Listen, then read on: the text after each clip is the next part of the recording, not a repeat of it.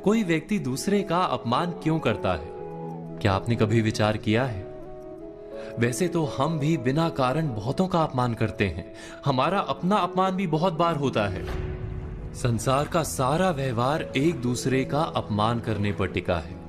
जैसे पति अपनी पत्नी का अपमान करता है, पिता अपनी संतानों का अपमान करता है, नौकरी देने वाला अपने नौकर का अपमान करता है, अर्थात जो भी बलवान है वो निर्बल का अपमान करता है।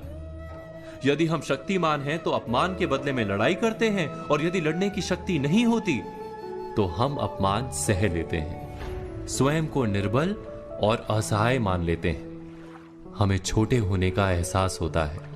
ऐसा प्रतीत होता है जैसे हमारी आत्मा कुचली गई हो। किंतु कोई किसी का अपमान क्यों करता है? हम विचार कर रहे थे कि जब अपमान होता है तो मनुष्य को अपनी निर्बलता का एहसास होता है, और निर्बलता का बोध मनुष्य को कुचल देता है।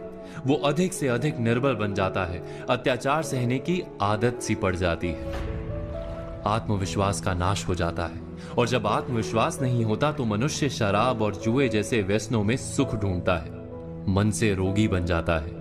आखिर किसी भी मनुष्य की ऐसी दुर्गति कोई क्यों करता है? अपमान करने वाला वास्तव में क्या सिद्ध करना चाहता है? कभी गहराई से विचार किया है? हम विचार कर रहे थे कि कोई भी मनुष्य किसी का अपमान क्यों करता है।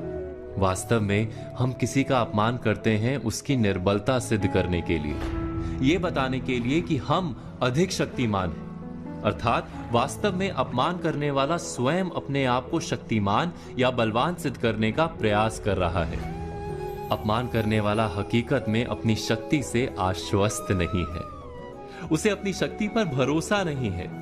दूसरों को चुनौती देकर वो अपनी शक्ति पर विश्वास प्राप्त करने की कोशिश करता है। क्या ये सच नहीं? हम बात कर रहे थे कि जब हम किसी का अपमान करते हैं तो वास्तव में इतना ही प्रकट करते हैं कि हमें अपने बल पर भरोसा नहीं।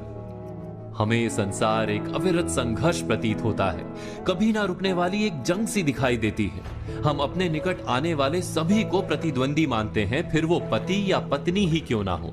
हमें निरंतर लगता है कि हमें अपनी शक्ति सिद्ध करनी होगी, अन्यथा हमारा शोषण होगा, हम किसी के गुलाम बन जाएंगे।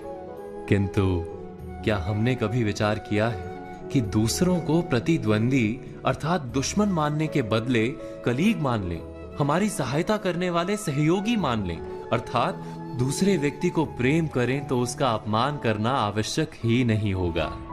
किंतु प्रेम करने के लिए आत्मविश्वास आवश्यक है। जिसे अपनी शक्ति पर विश्वास नहीं, वो प्रेम कर ही नहीं सकता। अर्थात जिसका हृदय आत्मविश्वास से भरा होता है, ना वो अपमान करता है, ना अपमान को स्वीकार करता है।